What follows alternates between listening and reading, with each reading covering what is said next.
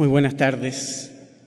Quiero, en primer lugar, agradecer al Instituto Colombo Panameño de Derecho Procesal la gentil invitación que me ha hecho a participar en este extraordinario congreso. Su invitación me honra particularmente por la compañía de tan ilustres procesalistas. Me han pedido que me refiera al papel del juez de garantía en el sistema acusatorio desde la perspectiva de la experiencia chilena. Quiero, al iniciar esta exposición, hacer dos apuntes que son necesarios para entender el contexto de este proceso de reforma en Chile. El primero de ellos tiene que ver con el sistema anterior en Chile. Hasta el año 2000, en Chile regía absolutamente el sistema inquisitivo, pero un sistema inquisitivo distinto del que existe en Panamá, en cuanto el juez tenía la función de investigar, de acusar y de decidir. Esta función fue modificada para el nuevo sistema, situando al juez en la tarea que le corresponde, que es la tarea de velar por las garantías procesales de los intervinientes. Esta función se cumple restándolo de la tarea de investigar y de acusar y situándolo exclusivamente en la de decidir. El juez logra entonces desinteresarse de la persecución penal, desresponsabilizarse de la persecución penal, convirtiéndose en el tercero imparcial que siempre debió ser. La segunda cuestión que es necesario tener presente es que los operadores del sistema de justicia, los jueces en Chile, fueron los mismos en el nuevo sistema que ya ejercían en el sistema antiguo. Esto generó sombras de dudas respecto de si eran capaces de reconvertirse a un sistema que les demandaba ejercer una función distinta. Clave para el éxito de la reforma en Chile ha sido la tarea de capacitar a los jueces como también a los demás operadores de justicia. La capacitación de estos operadores supone tomarse en serio la política pública que significa la reforma al sistema penal. Hechas estas observaciones preliminares, quiero proponerles revisar la función del juez de garantía a partir de 5 áreas. La primera de ellas tiene que ver con la función cautelar, la segunda corresponde al análisis del control de legalidad, la tercera pretendo revisar ciertas ideas generales respecto de la tarea del juez frente a la oralidad, en cuarto lugar lo mismo pero frente a la publicidad y finalmente abordar la problemática de la gestión judicial. Por supuesto que en esta exposición apenas voy a hacer unas pequeñas pinceladas en cada uno de estos temas. Comencemos entonces por la función cautelar. La función cautelar se ejerce durante todo el proceso. Hay evidentemente un énfasis especial en proteger los derechos del imputado en el proceso penal.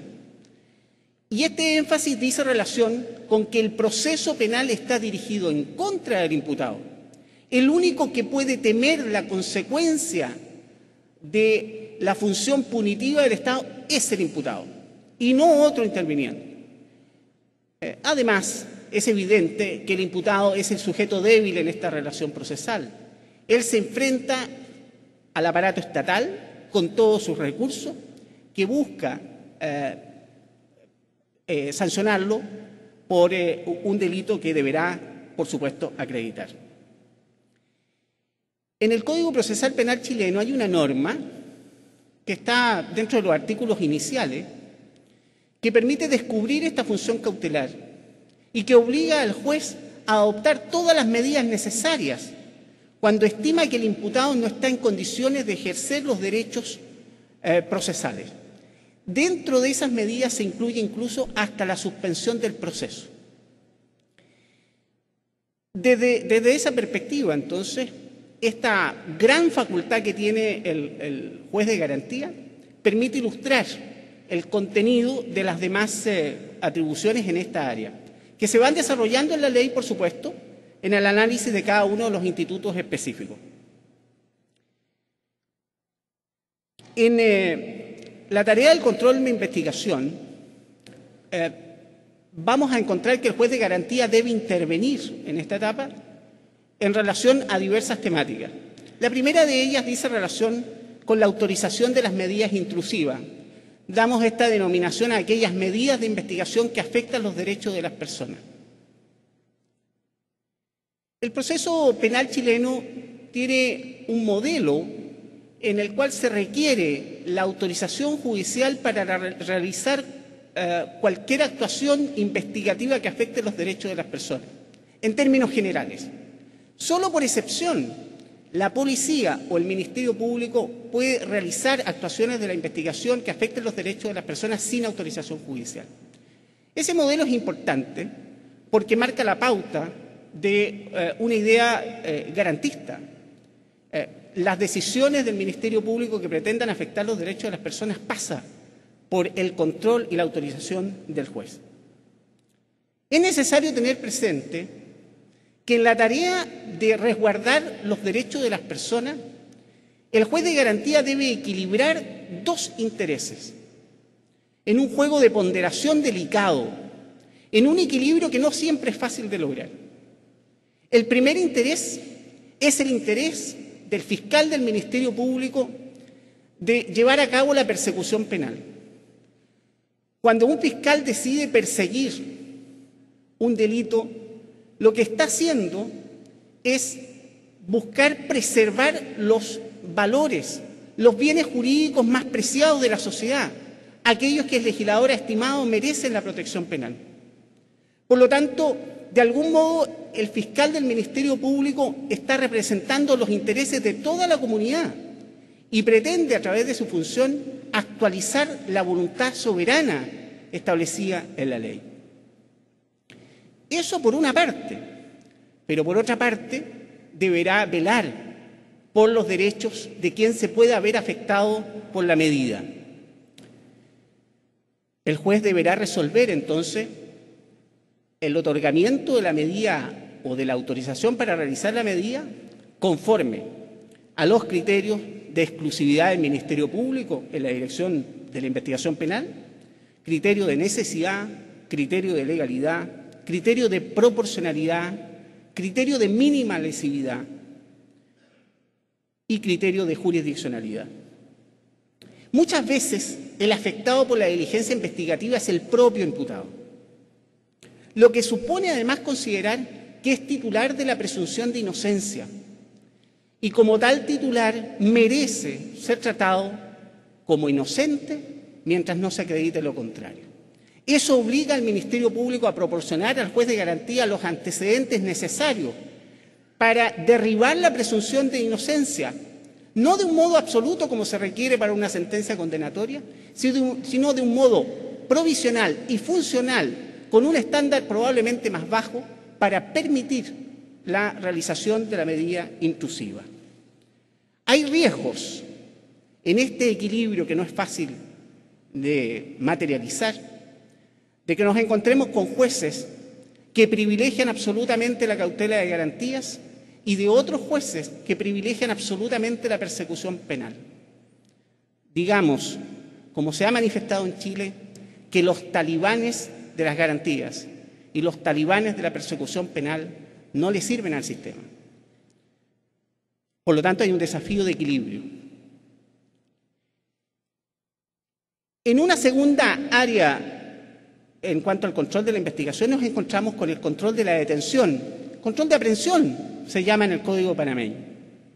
El juez de garantía debe verificar, mediante la justificación que el Ministerio Público debe hacer en audiencia, que la detención ha sido legal, está justificada en la ley, que además el plazo de detención no ha sido excedido por el Ministerio Público, que el trato dado al imputado es el trato que merece de acuerdo al estatuto que consagra la ley, que ha sido advertido de sus derechos y del motivo de la detención, o sea, que se ha satisfecho su derecho a la información. Es interesante destacar que se ha generado una abundante jurisprudencia en Chile en relación a las causales de flagrancia. Y lo curioso es que el artículo que consagra las causales de flagrancia es el mismo artículo que estaba vigente en el procedimiento inquisitivo. ¿Qué quiere decir esto? Quiere decir sencillamente que el juez inquisidor nunca tuvo interés en desarrollar una jurisprudencia que finalmente limitara las atribuciones que le entregaba la ley para detener. Hoy día, como el tercero que resuelve, que controla, es imparcial, se ha generado esa jurisprudencia limitando o clarificando las potestades del Ministerio Público y de la Policía para proceder a la detención en caso de flagrancia. Un tercer ámbito dice relación con las medidas cautelares.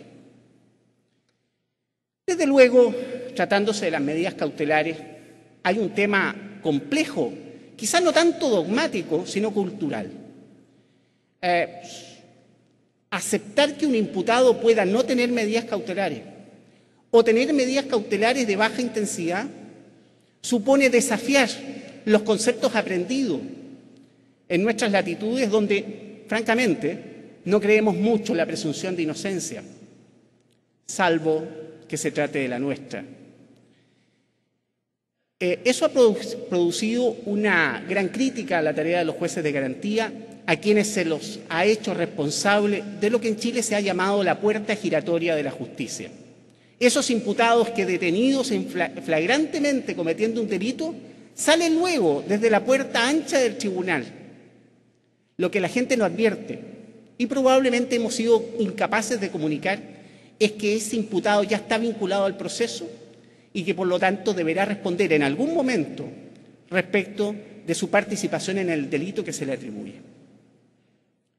La decisión de imputar cargos, sabemos, es potestativa del Ministerio Público y el juez, por lo tanto, tiene poco que hacer, salvo controlar que el imputado comprenda la comunicación que se le hace. Sin embargo, el gran control que ejerce el juez de garantía en relación a la imputación de cargos dice relación con la satisfacción de los requisitos para decretar medidas cautelares. El fiscal del Ministerio Público debe justificar que existe un delito o un hecho con caracteres de delito, que hay presunciones fundadas de participación en contra del imputado y que además hay una necesidad de cautela. Yo diría además, en cuarto lugar, debe justificar que frente al abanico de todas las medidas cautelares que previene la ley, la medida de prisión preventiva, en el caso de que la solicite, es la única medida que puede satisfacer los fines del procedimiento. Todo ello requiere un análisis del juez de garantía para finalmente decidir si la medida cautelar se otorga o no se otorga. En general, hay otros mecanismos cautelares, muchos de los cuales yo apenas voy a anunciar. El principio de oportunidad, frente a él, el juez de garantía debe velar por las garantías de los intervinientes, en este caso de la víctima, y tiene que respetar su posibilidad de oponerse a la aplicación de este principio. Existen mecanismos de control judicial anterior a la comunicación de cargos. La investigación desformalizada, la investigación que se lleva a cabo por el Ministerio Público antes de la comunicación de cargos puede afectar los derechos de alguien y ese alguien tiene derecho a recurrir al juez de garantía para solicitar su tutela. En materia de comunicación de cargos ya me he referido a la importante función del juez, mínima pero importante, de lograr que el imputado comprenda la comunicación que se le hace. Existe una institución en Chile que se denomina amparo ante el juez de garantía. En Chile, el habeas corpus es una institución de rango constitucional cuya competencia está entregada a las Cortes de Apelaciones, que son tribunales superiores de justicia. En el mejor de los casos, el habeas corpus constitucional permite la resolución y la tutela de quien se ve afectado en su libertad personal y seguridad individual en un plazo de 48 horas. El juez de garantía puede también conocer del amparo, del mismo reclamo, y cuenta con facultades para constituirse incluso en el lugar, resolviendo el asunto en un margen de horas. Eso ha significado un notable descenso en la interposición del habeas corpus constitucional. Quiero comentarles que este amparo ante el juez de garantía, entre nosotros, entre el foro de los operadores de justicia, lo denominábamos amparito, porque la autoridad que lo resolvía era de menor rango que el Tribunal Superior que establecía la Constitución. Sin embargo, en la práctica se ha convertido en un amparazo por la rapidez con que es resuelto. También en materia de juicio inmediato, el juez de garantía tiene una tarea cautelar: verificar que la rapidez con que pretende obrar el fiscal no signifique un detrimento al derecho de defensa. Finalmente, por mencionar solo algunos de estos mecanismos cautelares, el juez de garantía tiene una tarea que cumplir para velar que el imputado tenga una defensa adecuada. Hoy día el estándar de defensa adecuada no se satisface solamente con la intervención de un letrado, de un abogado que ha tenido la formación de tal y que ha obtenido su título profesional. Es necesario, además, que ese abogado se desempeñe con competencia técnica en la tarea de defensa. Por supuesto que el control que el juez de garantía realiza en esta materia no puede pasar a llevar el derecho del imputado a designar libremente su defensor. Pero advirtiendo la incompetencia del defensor, el juez de garantía tiene el deber de declarar el abandono de defensa.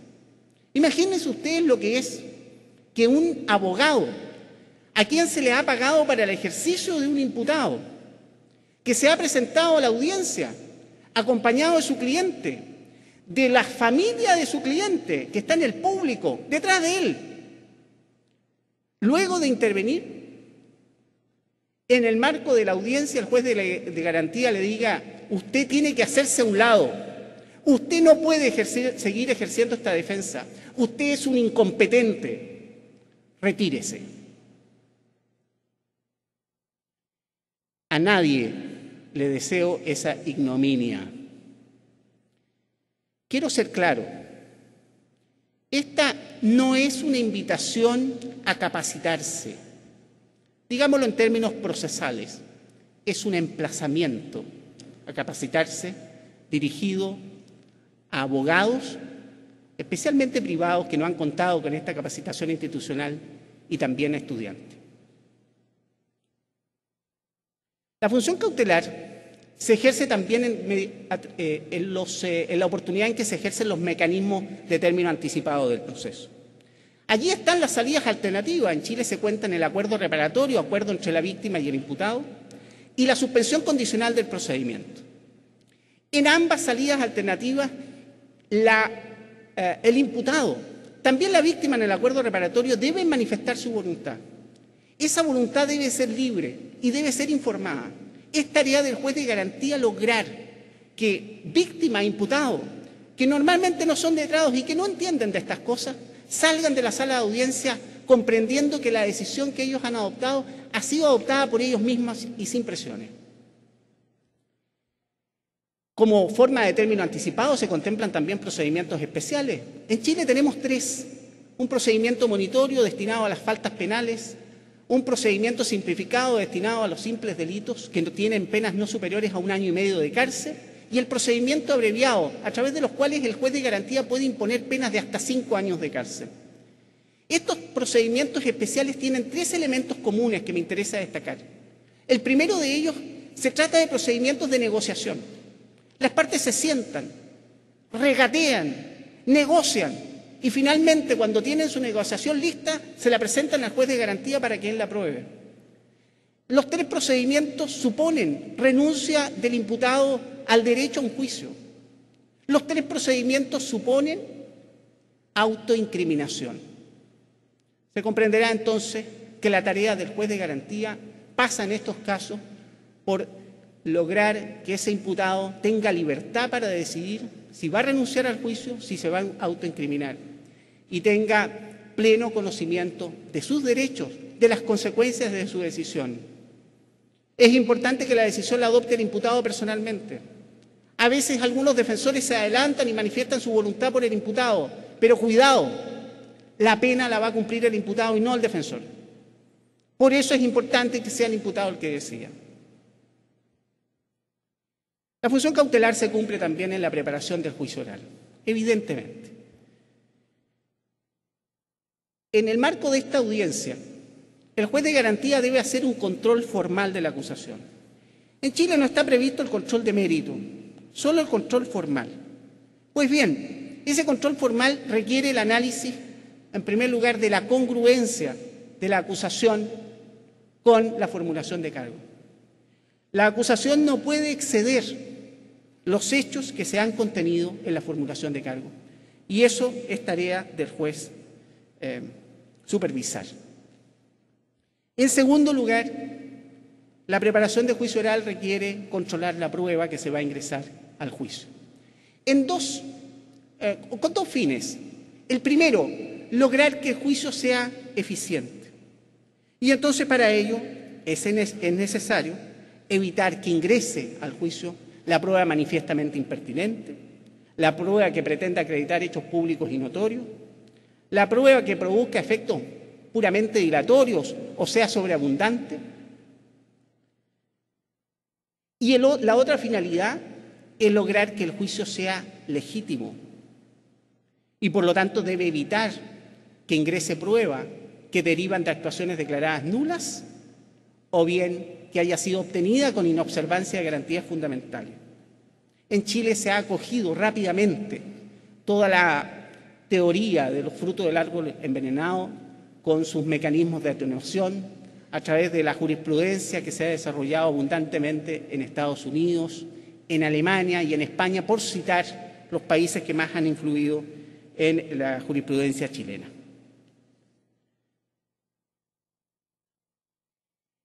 En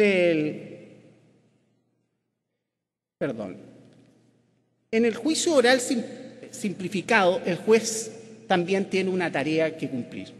En Chile, el juez de garantía se le ha entregado competencia para conocer de un juicio oral. Ese juicio oral que permite imponer penas de hasta 1 año y medio de cárcel. Dos características tiene este juicio en relación al juicio oral ordinario. Debe ser breve y debe ser simple. La brevedad y simpleza se ha entendido como la necesidad de desformalizar el trámite del juicio. Pero esa brevedad y simpleza no puede afectar las garantías de los intervinientes. Los intervinientes deben tener todas las posibilidades de actuación, igual que en el juicio oral, porque el juicio oral simplificado es tan juicio oral como el ordinario. Y en segundo lugar, el que sea simplificado no significa rebajar el estándar probatorio que corresponde para la condena.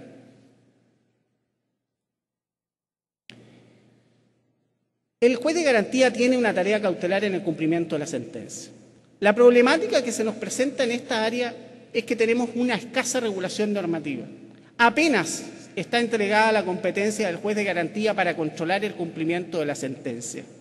La verdad es que hay poco desarrollo y hoy día la tarea de los jueces de garantía supone elaborar estándares que permitan un adecuado control del cumplimiento de las penas desde la perspectiva de los derechos de los internos.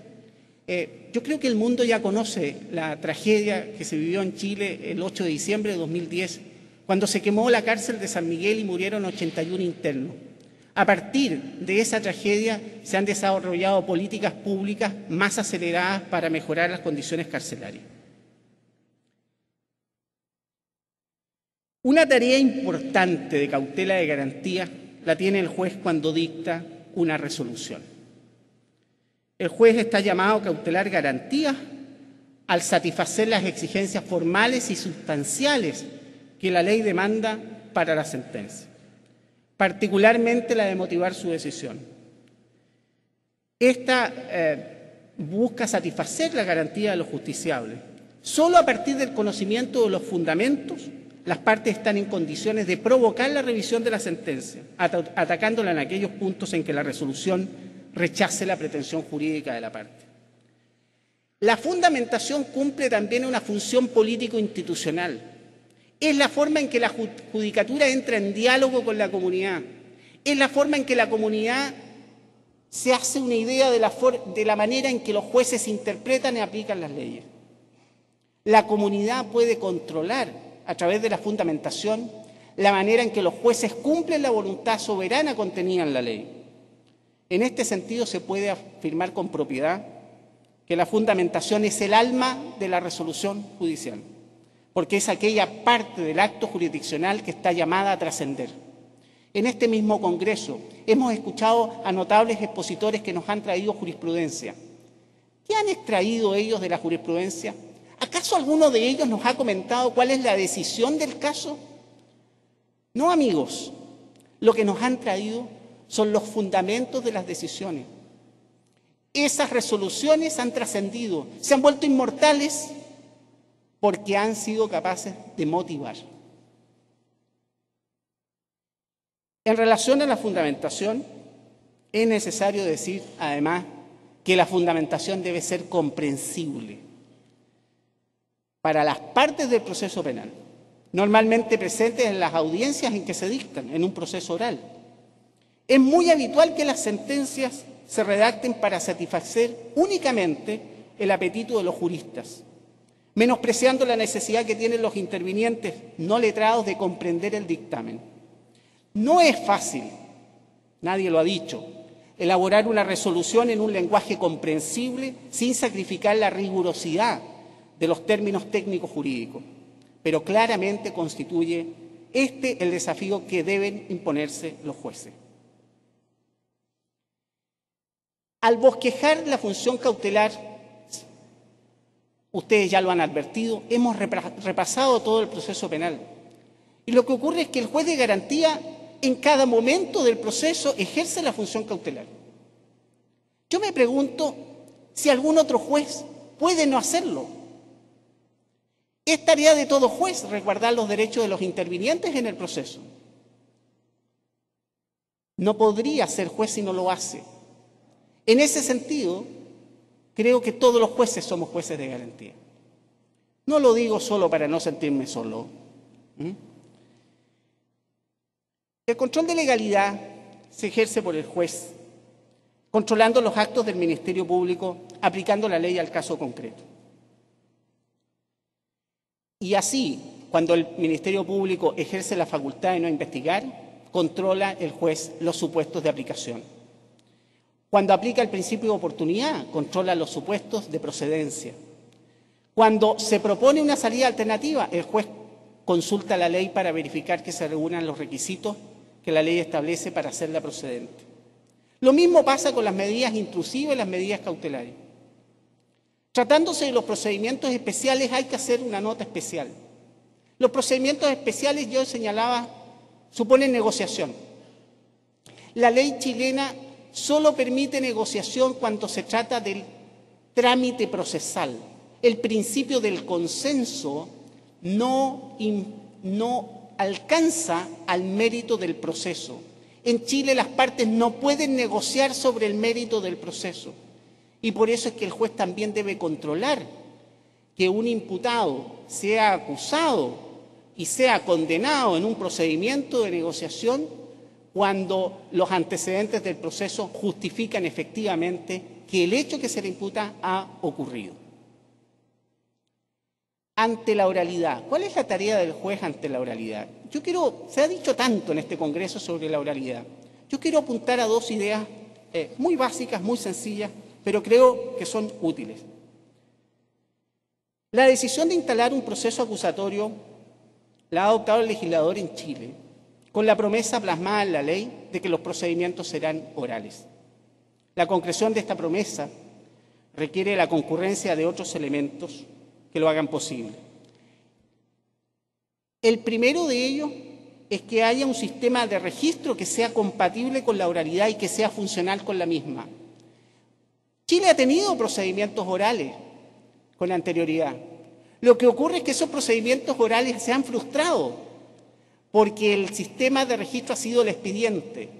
Las partes terminan funcionando en torno al expediente. La oralidad espontánea se ha transformado en una oralidad de dictado y ha fracasado entonces en esos casos la pretensión del legislador de tener procesos orales. Hemos logrado implementar un sistema de registro de audio de bajo costo, tanto en implementación como en almacenamiento y reproducción. En segundo lugar, es necesario tener presente la adopción de prácticas que reconozcan en la oralidad un sistema de debate legítimo y transparente y que puede suponer tanto mayor calidad que un debate escrito. Es importante que el propio juez se convenza de que la información le puede ser transmitida oralmente, sin necesidad de que se le exhiban los documentos o registros en que consta la información, salvo de manera excepcional. No se trata en esto de hacer actos de fe, no se trata de creer en el principio de la buena fe, como tantas veces se dice en las capacitaciones, sino de creer profundamente que el sistema de controles de que dispone un modelo adversarial es suficiente para controlar la fidelidad y exactitud de la información que le es proporcionada al juez. En torno a la publicidad, es necesario tener presente, y es una evidencia, que la publicidad facilita la transparencia. Cuando un juez realiza sus audiencias a puertas abiertas, le está diciendo a la comunidad: no tengo nada que esconder, entren, porque en mi tarea cumplo con la ley, cumplo con la voluntad soberana, no tenemos nada que hacer a escondidas. La publicidad es una garantía para el imputado, la garantía de que nadie va a abusar de él. A puertas cerradas sí se puede, a puertas abiertas no se puede. Pero también la publicidad tiene una función político-institucional. Es la forma en que la comunidad controla a sus autoridades. La comunidad puede constatar entonces cómo la autoridad judicial cumple su labor. A pesar de ello, han surgido críticas en dos sentidos. Primero, tenemos una prensa hoy día acostumbrada a la publicidad y ejercen el derecho a ingresar a las salas de audiencia y tomar la información de primera fuente, desde la audiencia misma. Cuando la audiencia es reservada, la prensa critica. Y critica porque la prensa no es capaz todavía de entender que la publicidad a veces puede dañar la dignidad humana. Y el juez debe velar porque eso no ocurra. Los tratados internacionales reconocen esta posibilidad. También ha habido críticas de parte de abogados frente al exceso de publicidad, o sea, en sentido contrario. Los abogados estaban acostumbrados a los alegatos de pasillo, a la audiencia privada con el juez. Las audiencias orales y públicas le han impedido acceder de esa manera al juez. La señal que se envía a los abogados con las audiencias públicas es que su mejor trabajo profesional se realizará en el contexto de mayores garantías y transparencia como es la audiencia pública.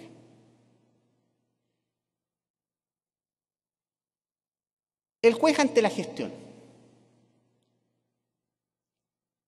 Quiero comentar esto porque en Panamá se ha adoptado un modelo semejante al chileno en lo que se refiere a la orgánica de los tribunales. En Chile, con el sistema antiguo, teníamos en la estructura del tribunal un juez, un secretario y un conjunto de funcionarios. Se cambia la orgánica del tribunal y en esta organización aparecen varios jueces, asistidos todos de manera común por un mismo equipo administrativo que sirve de apoyo a su trabajo. ¿Qué ha pasado? En el año 2007 se aprueba una modificación legal que creó un nuevo sistema de justicia penal para adolescentes. Y ese sistema de justicia penal requirió la existencia de jueces especializados. No se crearon nuevos tribunales especializados para la justicia penal adolescente.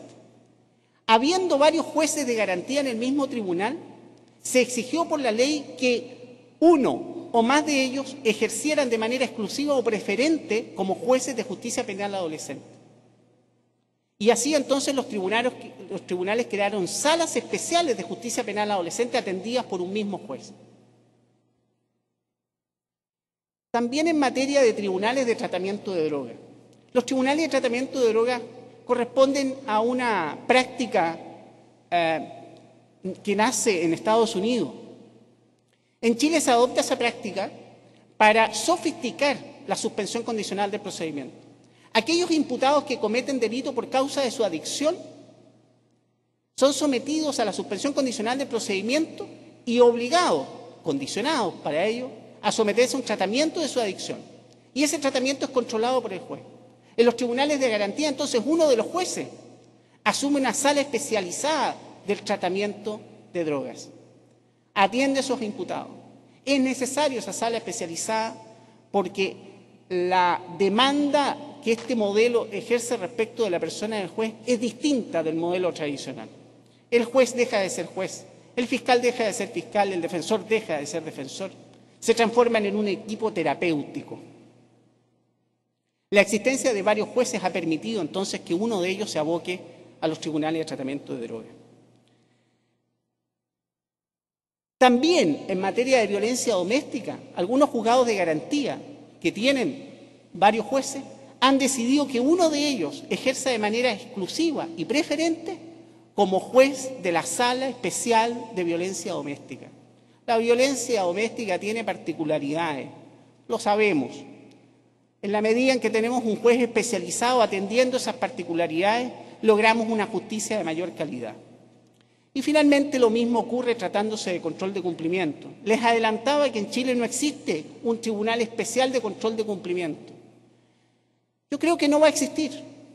Y no va a existir porque habiendo tribunales con varios jueces, uno de ellos puede actuar de manera exclusiva o preferente para atender este tipo de casos.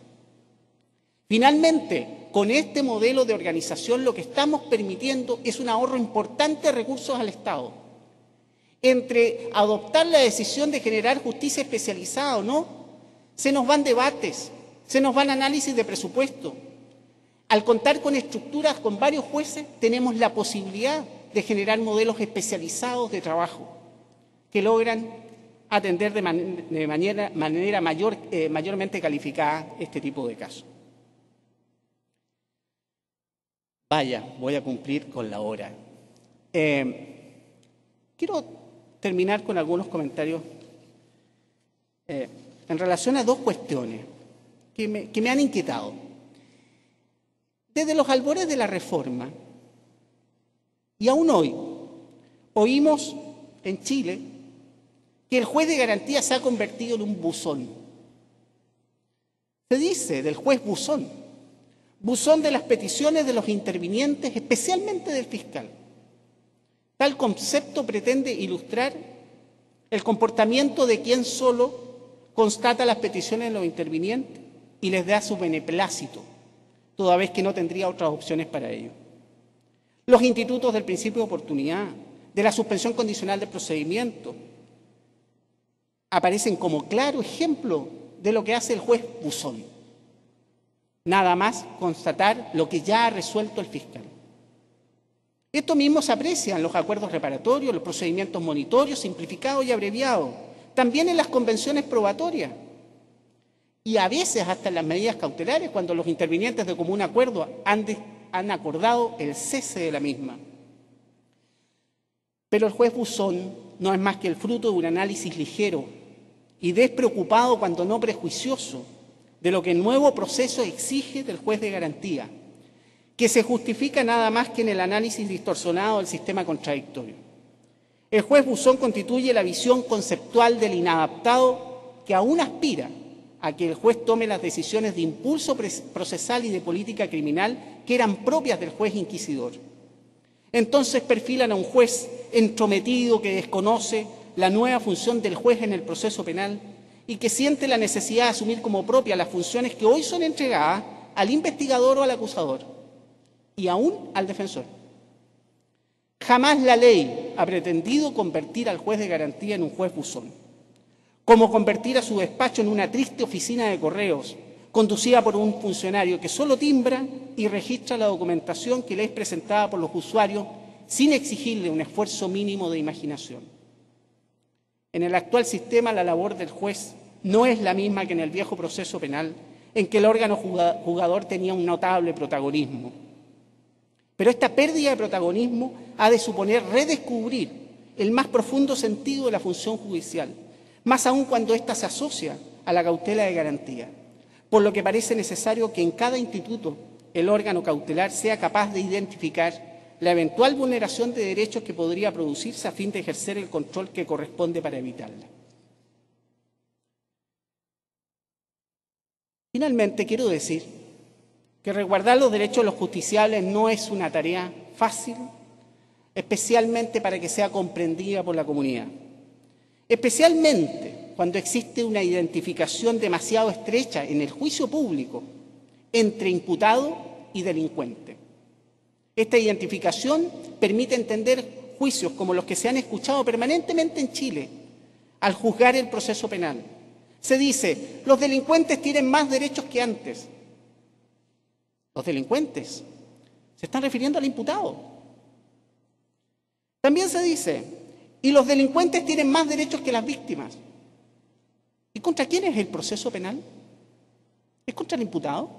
¿Contra la víctima? ¿Y la víctima es parte en el proceso penal? ¿O el proceso penal pretende resolver el duelo entre el pueblo, entre la comunidad representada en el Ministerio Público y el imputado? Lo cierto es que más allá de estos juicios, todos aplauden la función cautelar cuando les llega la hora de ser juzgados. Hagan el ejercicio respecto de todos aquellos que se oponen a un sistema garantista. Denles a elegir por qué sistema quieren ser juzgados. ¿Por el sistema antiguo o por el sistema nuevo? Allí van a tener la respuesta de cuál es el mejor sistema. Es que nadie duda que el sistema acusatorio es preferible al inquisitivo cuando se trata del juzgamento propio, en tanto otorga mayores posibilidades de defensa. La función cautelar del juez de garantía rompe el modelo tradicional de la forma de entender la tarea del juez, en que la función conservadora, aquella de resguardar la supremacía constitucional y los derechos de las personas, es entendida tradicionalmente como una atribución conexa a la jurisdicción para pasar a constituir parte esencial de la función jurisdiccional. Esta nueva formulación de la función jurisdiccional es la que los jueces de garantía están llamados a encarnar.